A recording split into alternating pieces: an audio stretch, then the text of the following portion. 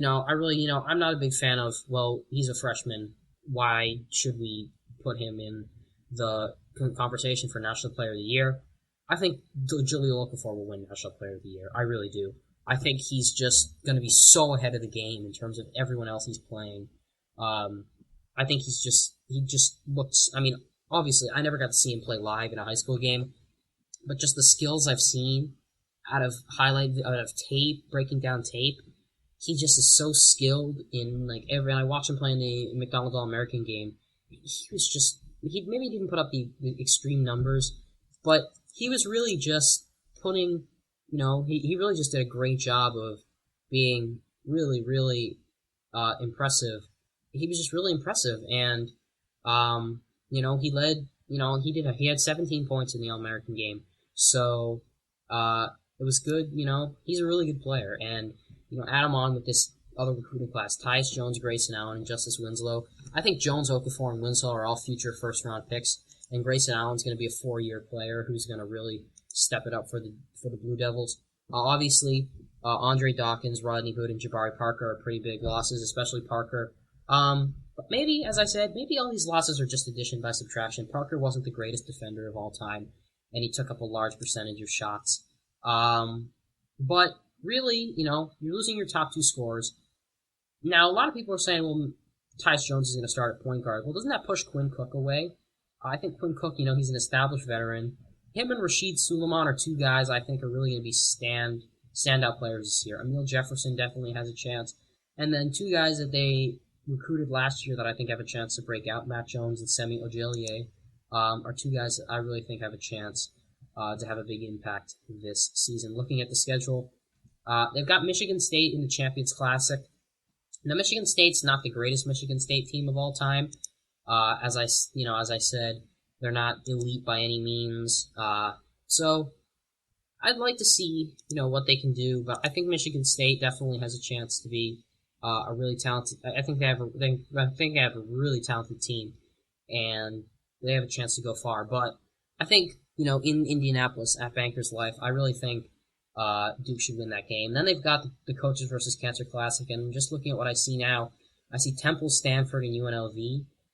So that's not a really difficult slate, and Barclays Center's kind of like Barclays Center and excuse me, Barclays Center and Madison Square Garden are kind of like second homes for the Blue Devils. So they've got a really good traveling fan base. So would not be surprised to see them win that game at all. So that'll be interesting. ACC Big Ten Challenge, Wisconsin. Forgot to mention that. How did I forget to mention that when I was talking about the Badgers? Man, I completely missed that game. I was looking at the schedule and I just completely slipped by me. Wisconsin, obviously, huge game. This is going to be two top 5 teams, assuming some major upset. Two top 5 teams facing off at the Kohl Center. If I have to pick a favorite, I love Duke. I am picking Wisconsin just purely on the fact that they're playing at home. And then, 2 weeks later, they've got my team, UConn, at the Izod Center in East Rutherford.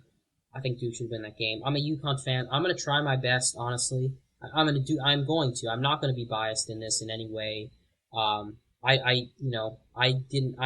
would put UConn in the 16 to 20 range in the top 25, but I'm not going to try. I'm not going to be biased in any way. I like the team, but I don't hype them up super much just so that it sounds like I'm just a huge homer. But other than that, the non-conference slate is not too difficult. They've got teams like Fairfield. Watching a bunch of Fairfield games, I know that they're not a good team at all. And we'll finish in the bottom of the MAAC this year. The ACC slate has Virginia, Louisville, North Carolina, and Syracuse are the ranked teams. I think it'll be tough. They've also got other tough games, visiting Notre Dame, visiting Florida State. But they've also got a road game against St. John's thrown into the conference schedule, visiting NC State. Even Wake Forest is not a pushover. So Duke definitely has a chance to really make some noise this year, definitely. I would not be surprised to see them go far. And I think this team is my preseason favorite to win the national title. I know they've got the game against Wisconsin early, and I think they could definitely lose that game, but I think they'll recover. They really have a chance to be a really, really good team, and I think that Duke is my favorite to win the national title. On that note, let's go over to Kansas. Bill Self has this team set up to win their 11th straight Big 12 title. Do I think they can do it? I certainly do. Do I think this is going to be the hardest year in recent memory since I've been watching college basketball, which was about 3-4 years ago? Yes, I do think it'll be really tough. I think Texas, Iowa State, and Oklahoma, the ranked teams, obviously, they're all really, really tough teams. But I'm going to talk about this later. The team that I think is going to finish second in the Big 12 is Kansas State. I really think that team is going to beat Kansas one of these games, and finish second in the Big 12. But I'll talk about that later. Anyway, back to Kansas, the University of Kansas, not Kansas State. I think they'll win. I think they'll win their 11th straight Big 12 title. Tariq Black, Andrew Wiggins, Joel Embiid, Nadir Tharp are all guys that left. Andrew White, third, transferred. Connor Frankamp, recently transferred. But it's a huge recruiting class coming in. Cliff Alexander and Kelly Oubre are two guys that are really, really talented. And then I'm going to butcher this guy's name so much. Sviatoslav Mikhailyuk. Sviatoslav Mikhailyuk is a very talented, very unpolished but talented Ukrainian forward that I believe had a chance to enter the NBA draft but chose to go to Kansas. So that'll be interesting. He's a really talented guy. He's going to be a freshman. I'm not sure how much playing time he'll get, but it'll be interesting to see. He wasn't rated by ESPN, but Rivals gave him 5 stars, so he's obviously pretty good. The guy that's really going to make an impact coming back, obviously, is going to be Perry Ellis. Perry Ellis obviously had a really good year last year. And then Wayne Selden, I think, he's going to make an impact. Frank Mason. They need consistent point guard play. Frank Mason is going to have to be the guy. Devontae Graham, I had the pleasure of seeing him play a couple times at Brewster Academy. Devontae Graham definitely has a chance to play as a really good point guard, but Frank Mason's going to have to step up and be really consistent if they want to win more games. They have a really, really tough non-conference slate. First off is Kentucky in the Champions Classic, which is, it's tough. No, okay, I'm not going to say this is a really, really tough slate. It's tough. It's not nearly as tough as last year's slate, but they've also got a stretch in early to mid-December that I think is one of the toughest 3-game stretches. Florida at home, Georgetown on the road, Utah, and in Kansas City. Utah, I think, is a super, super sleeper team to make the Sweet 16 or maybe even the Elite 8. Georgetown I think they can surprise people, and they might even win the Big East. And Florida, obviously, I'll get to in a little bit, but Florida, obviously, they're Florida. They're going to win games, and they're going to make it back to the Elite 8. I certainly think so. They've also got the Orlando Classic, where the best team really looks like Tennessee, so that's not super tough.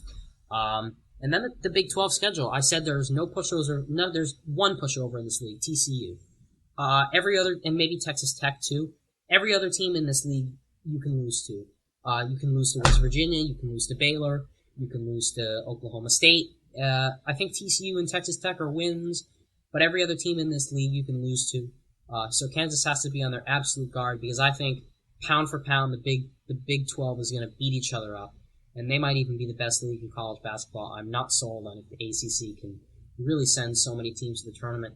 Pound for pound, I think the Jayhawks have a chance, to really make an impact because I think this is going to be a league where teams are going to beat up on each other. So I think with 18 conference games, I think that's how many they play because they play every team twice.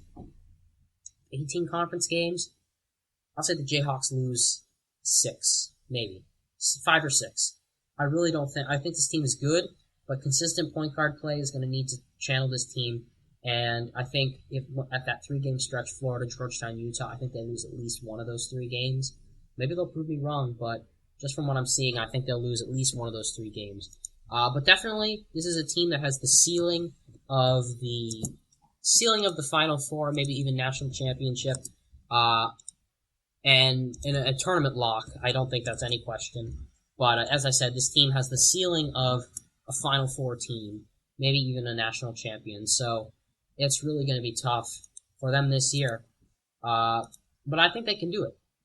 All right, so moving on to the team that was ranked 6th in the AP poll, and that was North Carolina. Now, I don't want to spend 25 minutes talking about North Carolina academic stuff. I'm here to talk basketball, and assuming they don't get handed down a postseason ban, which I really don't think they will. I really don't think the NCAA is going to do much about this. Maybe they'll get some fines. What they should do is give them the postseason ban. Maybe, but, that's a whole other debate. But obviously this is going to weigh, I think this is going to weigh down this team a lot. Maybe it won't get to the players and the coaches, but there's going to be media scrutiny every single game they play about this academic stuff. So, they could have avoided it, but maybe it's not, maybe it's just allegations. I mean, who knows? And I'm not really one to jump to conclusions, but this is a team that, didn't make the Sweet 16 last year. And they lost some really good players. P.J. Harrison got kicked off the team, obviously, but James Michael McAdoo is gone. I think the reason people are really excited about this is the 3-man recruiting class that they brought in, all 5-star guys. Theo Pinson and Joel Berry.